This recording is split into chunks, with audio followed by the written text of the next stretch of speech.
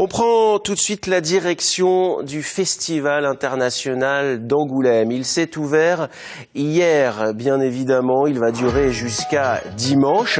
C'est la capitale de la bande dessinée qui accueille un festival devenu incontournable. Notre envoyé spécial tout au long de cette émission est Isabelle Hirsch. Bonjour Isabelle. Bonjour à vous. Comment se passe cette nouvelle édition que l'on annonce très riche ?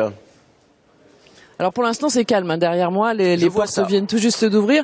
Alors en revanche elles ont ouvert donc hier matin à 10h et alors ce qui était assez hallucinant c'est que dès 10h du matin c'était la folie des gens qui voulaient absolument obtenir des dédicaces. Il y en a même qui sont arrivés au milieu de la nuit, qui étaient devant les portes comme pour un concert de Johnny pour obtenir ces fameuses dédicaces. Alors je vous donne quand même quelques chiffres parce que c'est assez faramineux. Le festival quand même c'est 2000 auteurs et autrices qui sont présents ici. Il y a plus de 800 journalistes accrédités. Il y a des tonnes de livres qui ont été acheminés et installés dans les différentes allées. Au niveau des chiffres aussi, il y a plusieurs prix qui sont distribués tout au long du festival. Donc il y aura le Fauve d'Or dès samedi soir. Donc ça, on attendra un petit peu pour en savoir un peu plus. Et puis il y a d'autres prix qui sont distribués aussi tout au long de la semaine. Le prix BD Jeunesse, enfin tout ça se fait tout au long de la semaine. On a eu la ministre de la Culture hier qui veut mettre en place, alors je lis, une mission de réflexion sur la politique à mener en faveur de la BD pour que justement certains auteurs arrivent à vivre de leur art, parce que ça, il y a quand même 35% des auteurs de BD qui sont sous le seuil de pauvreté. Enfin, pour l'instant, ce qui est sûr, c'est que les visiteurs vont pouvoir profiter des 238 maisons d'édition et des auteurs encore présents aujourd'hui, demain et dimanche. Ça tombe bien, on vous retrouve avec quelques-uns d'entre eux tout à l'heure, Isabelle. Vous êtes notre envoyé spécial, très spécial à Angoulême, capitale de la bande dessinée. On repart à Angoulême ? Allez, repartons tout de suite à Angoulême. Retrouvez Isabelle Hirsch, c'est notre envoyée spéciale pour le Festival international de la bande dessinée. Isabelle.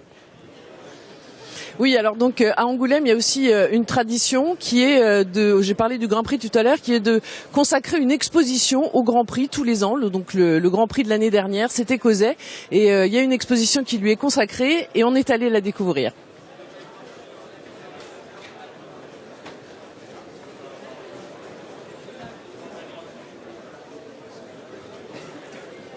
Alors visiblement, on a un petit problème technique. Donc, écoutez, heureusement pour vous, j'ai un invité, un auteur qui est avec moi, Jérémy Moreau. Bonjour, bonjour Jérémy Moreau. Bonjour. Alors vous faites partie de la sélection des 10 albums en lice pour le Fauve d'Or. Et oui, j'ai eu cette chance. Et alors, quand on vous annonce que vous faites partie de cette sélection au milieu de milliers d'albums de BD, qu'est-ce que ça vous fait ? Ah bah moi je suis toujours très surpris, surtout quand on voit la sélection large qui comporte 45 auteurs et qu'il y a des gens comme Blutch, Blin. Je suis forcément très étonné de me retrouver dans la shortlist des 10. Alors on va le montrer, on va le récupérer. Ouais. Donc c'est la saga de Grimm, je sais pas à qui je le montre, voilà. Mais bon, j'imagine que c'est la volonté du jury aussi de mettre en avant peut-être des auteurs plus jeunes qui ont encore des preuves à montrer par rapport à Blutch ou Blin qui ont déjà été pas mal primés. Peut-être. En même temps, vous avez déjà eu des prix très jeunes, ici d'ailleurs.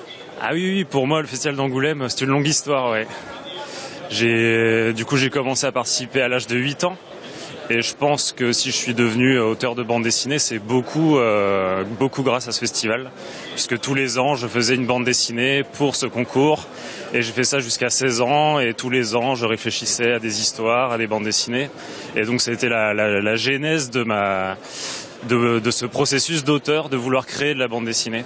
Et ça passait tous les ans par un passage à Angoulême, du coup. Et lieu où je rencontrais les autres jeunes qui faisaient de la bande dessinée, des professionnels, tout ça. Et du coup, c'est sûr que maintenant, c'est un festival que je vis différemment. Mais alors, tout petit déjà, quelle sensation vous aviez ? C'est la question qu'on se pose souvent par rapport aux auteurs de BD. Quelle sensation on a quand on dessine et qu'on raconte une histoire à travers le dessin comme ça ? Quelle sensation ? Quand on est petit, on a tellement tout à apprendre qu'on se bat avec tout. Je me battais avec le dessin, je me battais avec le scénario. Je me souviens que mon père me traçait les cases parce qu'à 8 ans, j'étais pas forcément super dégourdi. Donc ça a été un long processus et de 8 à 16 ans, j'ai énormément progressé. Et c'est passé par ce rendez-vous annuel et de voir ce qui se faisait par les autres de mon âge. Ça me motivait énormément et chaque année je repartais, je me disais j'ai pas eu le prix cette année mais je vais travailler dur. Ouais. Et alors cet album là, la saga de Grimm, c'est noir comme histoire quand même. Oui. Il y a de l'espoir aussi. C'est-à-dire que le contexte historique dans lequel se passe est pas très joyeux. Ouais. En Islande, il y a eu des bonnes années, on va dire, au moment des sagas islandaises, au moment des Vikings et tout ça. Et donc là, ça se passe en 1783, dans une période la plus noire de l'histoire d'Islande, où ils sont ravagés par des épidémies, des famines, et surtout par une énorme éruption volcanique qui va ravager complètement le pays et la terre.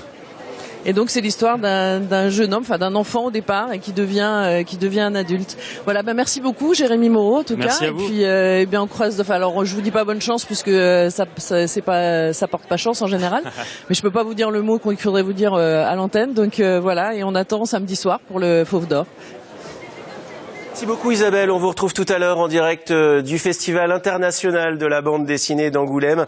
Il se passe beaucoup de choses à Angoulême, des conférences, des rencontres, des dédicaces, vous l'avez dit, mais aussi des expositions remarquables, une exposition autour de Venise par exemple, une exposition autour de Cosset ou d'Alix, des expositions partout. La bande dessinée c'est partout dans Angoulême et ça dure jusqu'à dimanche soir. Passez par Angoulême, si vous pensez que la bande dessinée est réservée aux enfants, vous devriez être véritablement surpris. Retour sur le plateau de 9h50 le matin pour accompagner votre matinée. On est en direct chez vous et en direct aussi depuis Angoulême où on retrouve Isabelle Hirsch. Isabelle, je vois derrière vous que les visiteurs commencent à arriver en nombre. Oui, alors déjà, oui, effectivement, les portes ont ouvert. Je voudrais vous dire qu'on a bien écouté les conseils qui ont été donnés quand même pour les cernes, parce que quand même, on se couche assez tard et on travaille beaucoup sur le festival. Donc, on va suivre tous les conseils pour avoir un petit peu moins de poche sur les yeux. Alors, effectivement, vous voyez, là, ça commence à être le rush. Les gens viennent pour faire dédicacer. Alors, on a eu un petit changement de programme. On devait avoir le président du jury qui devait être avec nous maintenant, mais comme c'est toujours un peu compliqué, il a pas pu se rendre disponible.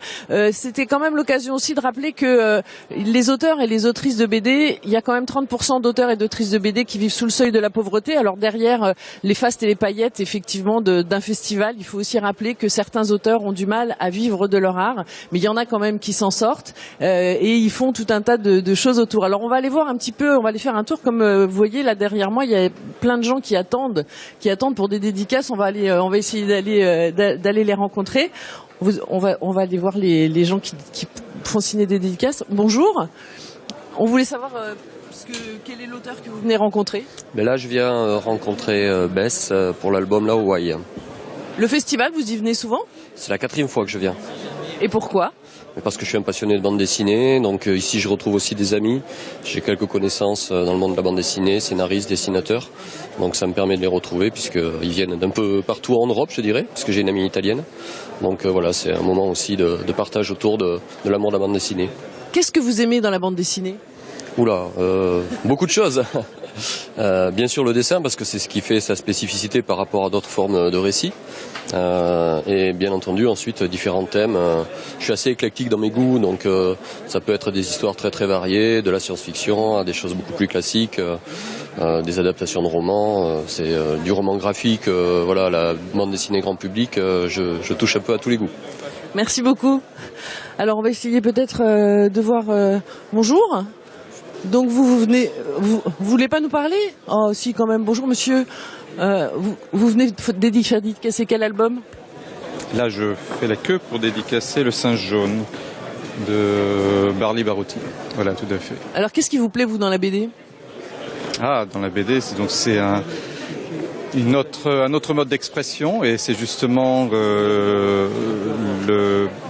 en plus des mots bien sûr et de l'histoire, c'est tout ce que peut donner le dessin et avec toute la force d'expression que cela peut avoir. Alors cela dépend bien sûr des auteurs, avec des styles différents et parfois qui sont très précis, d'autres qui sont beaucoup plus très expressifs en termes d'action, avec des dessins pas du tout léchés ou autres. C'est des genres tout à fait différents, mais c'est très intéressant tout à fait. Merci beaucoup. Donc voilà, Christophe, écoutez, je pense que vous avez pu avoir un petit aperçu. Les gens sont passionnés par les bulles. Donc là, on reste là jusqu'à dimanche soir, parce que les bulles fermeront dimanche soir. Et tout au long de ces 3 jours, il y aura bien sûr tout un tas d'animations. Il y a des battles de dessinateurs aussi dans certains endroits. C'est-à-dire que des dessinateurs sur un thème travaillent devant le public. Le public aussi peut choisir les thèmes et ils doivent remplir des bulles. Donc ça, on va pouvoir assister à ça. Et puis, on va essayer d'aller voir aussi le monde du manga, parce que c'est un monde qui est en pleine explosion. Voilà ce qu'on pouvait dire pour aujourd'hui au Festival de la BD d'Angoulême. Merci beaucoup Isabelle, et bien sûr le festival est à vivre sur les antennes de France 3 Poitou-Charentes et sur la page Facebook de France 3 Poitou-Charentes. C'est comme ça que vous allez pouvoir pénétrer dans les coulisses de ce festival. Il y a même des masterclass, une masterclass dimanche matin avec Zep si vous voulez aller faire un tour à Angoulême en famille.